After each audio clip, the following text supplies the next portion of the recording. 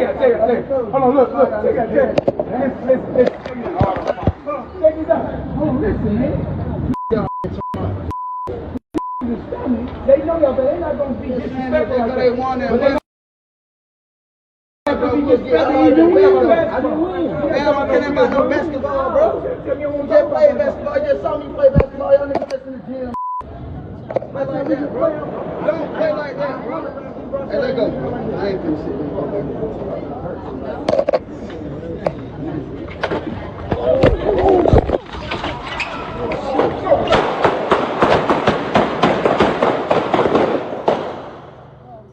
American Quavious Keyate Marshall, better known as his stage name Quavo, was a well-known rapper and record producer. Quavo was well known for being the co-founder and the current frontman of the hip-hop group Migos. He also had a small ownership stake in the FCF Glacier Boyz. Quavo was found guilty because he is Takeoff's uncle and a member of their music band. The hip-hop scene was in ruins after his untimely death on November 1st in Houston, Texas. Recently, a video of him arguing with another gang surfaced. Could this be what led to his death? According to reports, the rapper got into a fight with another group of men outside the bowling alley just before he was shot. The two got into an argument, and soon after, shots were fired.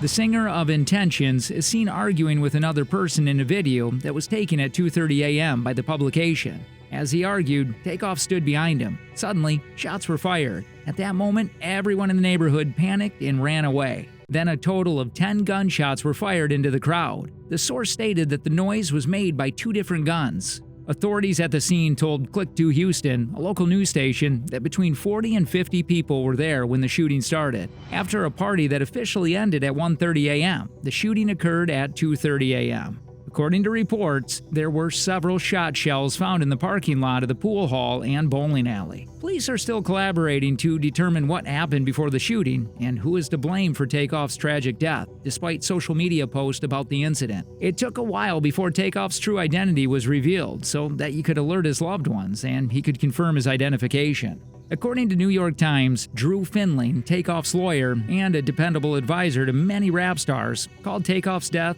a tragic loss, particularly for Atlanta. He compared being around Takeoff to being in a tranquil oasis.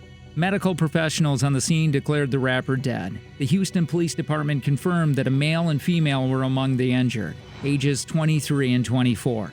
It ultimately resulted in the hospitalization of both victims because they needed medical attention. On November 1st, the HDP held a news conference to talk about the rapper's passing. Sergeant Michael Arrington initially collaborated every horrifying detail of the incident. Police were informed of a shooting at 810 Billards, a well-liked hangout spot not far from Houston's Central Business District, around 2:34 a.m. The fight happened shortly after a private event, according to law enforcement, who interviewed witnesses and venue staff. After hearing about Takeoff's passing in the media, witnesses at the scene began providing details about what happened. Initially, it was claimed that Takeoff was struck because of Quavo. Witnesses asserted that Takeoff merely watching the action while Quavo playing in the game. Quavo was playing a dice game with some other guys, but he wasn't doing well. Witnesses on the scene claimed that this infuriated Quavo, who then became combative with the players he was competing against. As weapons were drawn and triggers were pulled, the problems got worse, and Takeoff was forced to crash. But after the story received extensive media coverage, it was later discovered that Quavo wasn't involved in the dice-related incident. The rapper and some friends reportedly left the private party and were on their way to a strip club.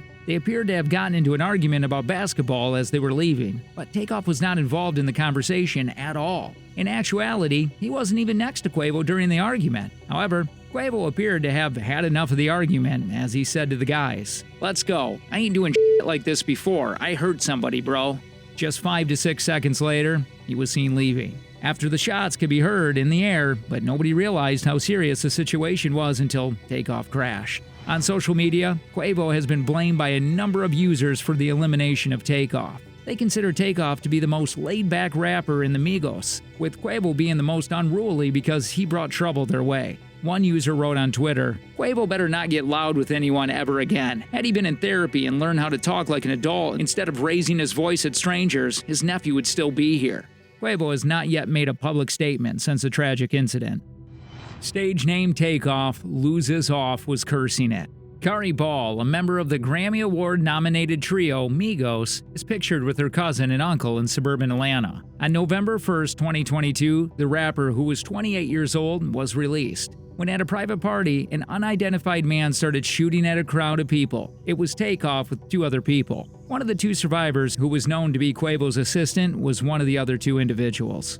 The bowling alley where the incident occurred is located in a 3-story Houston shopping center with a house of blues and upscale restaurants. Additionally, a 4-season hotel is nearby. Security offices in the area reportedly heard the fire go off but failed to see it. At the time of the initial police report, they steadfastly declined to reveal the identity of the dead victim. But Takeoff was the victim who lost his life in the tragic incident, according to the media. To officially identify Takeoff as the man who died, the Houston Police Department issued a statement later that day, on November 1, 2022. The coroner's report screenshot showed that the passing certificate was not yet prepared, but the report also indicated that Takeoff was prepared for transport, meaning his family could pick up the body and get ready for funeral services. Takeoff, the group's youngest member, had 2 albums that reached #1 in the U.S. in the 2010s. His mother flew to Houston following the incident, and Police Chief Feiner told reports, "I want everybody to understand the pain and suffering of a mother. It's very tough. We all pray for his mother, his family, and all his friends, who are in deep pain and shock right now." The coroner identified on November 2nd that penetrating gunshot wounds of head and body into the arm were the official cause of death, according to records provided by Page 6 by the Harris County Institute. Takeoff's death was classified as a homicide, but his killer has not been found yet. Arlington reported that a sizable crowd had gathered by the building's entrance. Shots were fired after a fight broke out, making everyone panic. The conflict stemmed from the disagreement. Those lyrics came directly from a Rolling Stones song. People who escaped the scene before police arrived are being pleaded with by authorities to come forward with information. According to all reports, it was scheduled to perform at a gathering in Boston on November 4, 2022. Due to the passing of Takeoff, Offset would no longer perform at the event, but the event would still go on as planned, according to a venue employee. On November 11th, Offset also intended to make his solo album available 2 months after leaving the Migos. However, it's unclear if he will still be releasing the album, given the unfortunate incident that occurred. Regarding the rapper's passing on Instagram, the Quality Control record label for the Migos put out a statement. They wrote, "It's with broken hearts and deep sadness that we mourn the loss of our beloved brother, Kershnik Kari Ball, known to the world as Takeoff. Sadness, violence, and a bullet had taken another life from this world, and we are devastated. Please respect his family and friends as we all continue to process this monumental loss. All we can do now is pray for his soul and keep his music alive in his memory."